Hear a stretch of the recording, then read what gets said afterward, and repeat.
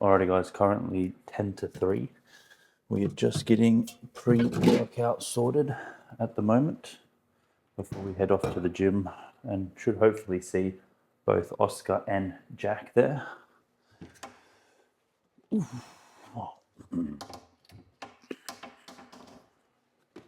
This will be choice of weapon or poison, if you will. We've got the Evogen back in action. It's a non-stim one, something that's just something I've found has worked quite nicely. No real crash effect after when I'm getting into clients and that side of things as well. But I mean, much of a muchness. Used to not have anything at all, but I think just in terms of being able to get a bit of better blood flow and a bit more of a pump going, something that I have definitely found gives me a nice little kick. And we're trying out a new flavor at the moment, which is Smashin' Passion Orange. It shouldn't be too bad. So, get this sorted, get to the car, and we'll get it going.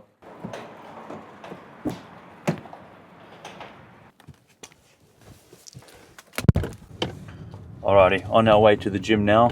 We've got a pull day, so we've got back, hamstrings, and some biceps. Hamstrings are normally first off the rank, just to add a little bit of volume that wasn't basically hit or accumulated on our lower body day that I run with the boys. Now, with this, I've got a bit of a leg injury at the moment on some antibiotics, so probably won't be running the hamstrings per se, or maybe we'll do some light ones. We'll just see how the body's feeling. But other than that, back and biceps will get worked and it will be good. But just whilst I'm on my way, another little quick tip for you guys, probably first one off the rank in terms of these series, is that when I'm on the way to the gym, one of the things that I do is start to have my pre-workout, which will be about 15 to 20 minutes before we probably start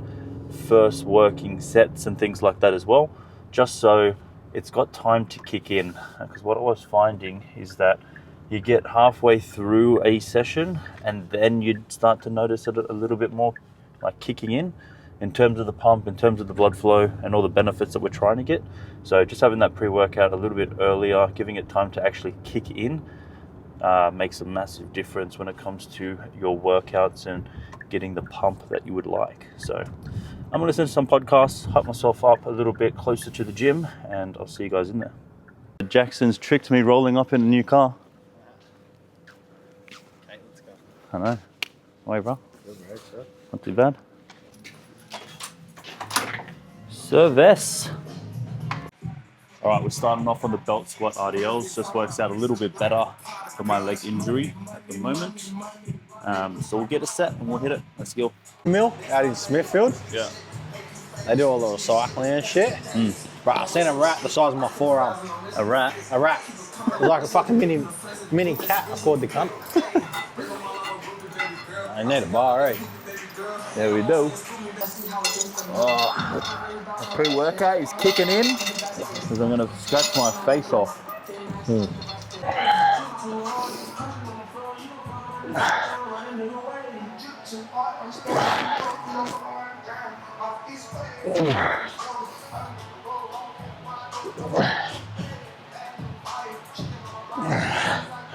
All right, when it comes to the belt squats, one thing we're trying to focus on a little bit is still making sure that our hips and our feet position are still pretty similar to when you're doing a dumbbell RDL or a barbell RDL, for example. So you want to make sure that they're nice and close to that gap where that chain and that bar is going and flowing through. And then as long as you can do that, you got your hip hinge like pattern pretty down pat, this exercise is absolutely beautiful for hitting those glutes and hammies. Like straight away you feel it, like easy to load. So big fan, big fan.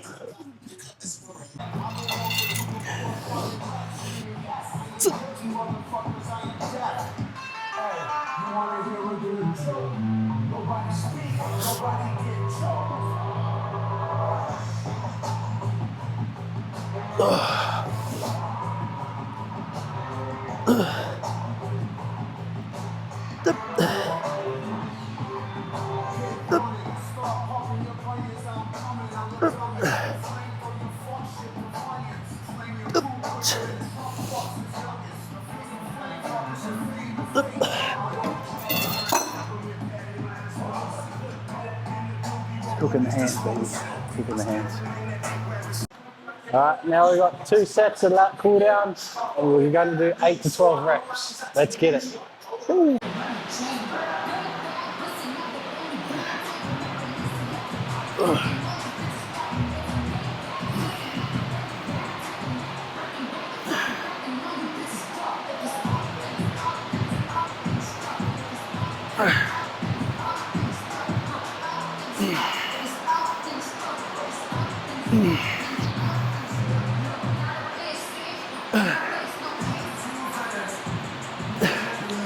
Let's go.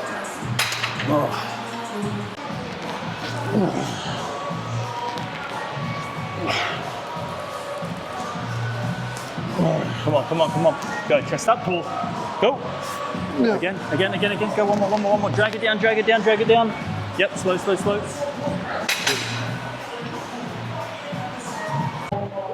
All right, when it comes to executing the rear delt fly on the machine, there's a couple of things I like to have a look at here that most people probably often overlook.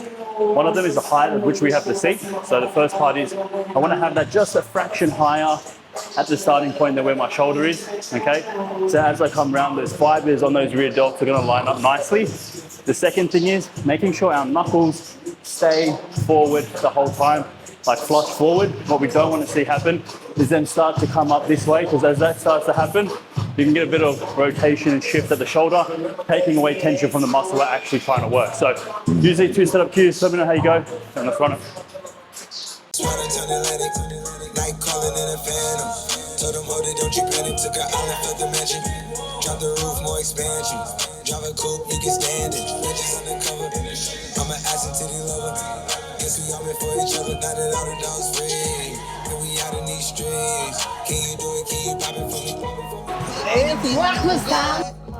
Looking like I still do fraud. That's how you get over shit. How you get how you get all those sticks, bricks.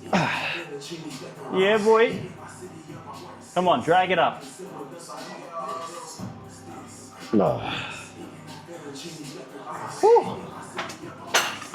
And when I say drag it up, I mean all them toxic holes. Draw on that strength, baby. Progress, baby. Let's keep making progress.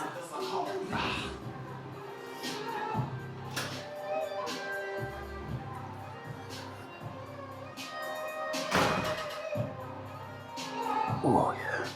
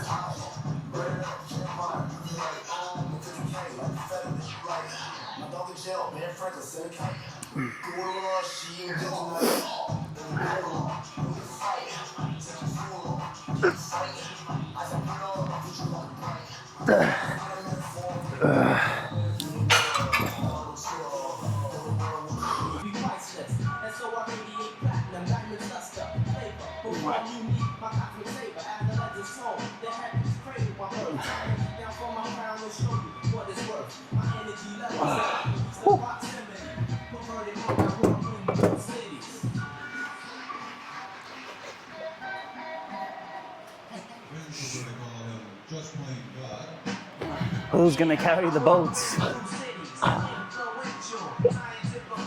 Papa, no.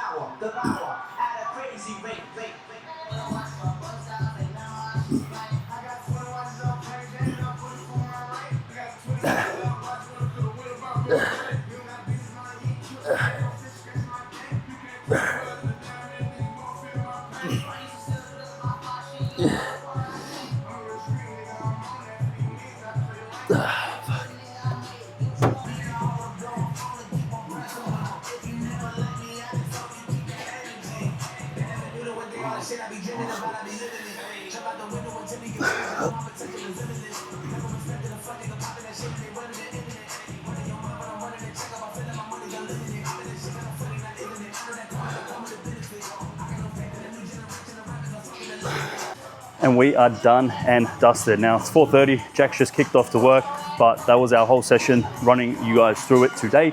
If you guys like this kind of content, let me know. If you haven't tried those Bayesian curls or those couple of tips that I've put into this kind of video, let me know as well. Give those a crack and give me some feedback. If you guys like this style of content or have any questions around training, nutrition, lifestyle, that kind of stuff, that's gonna help you get closer to your goals, let me know. I can drop some videos or talk about it in sessions and we'll run it from there. Yo.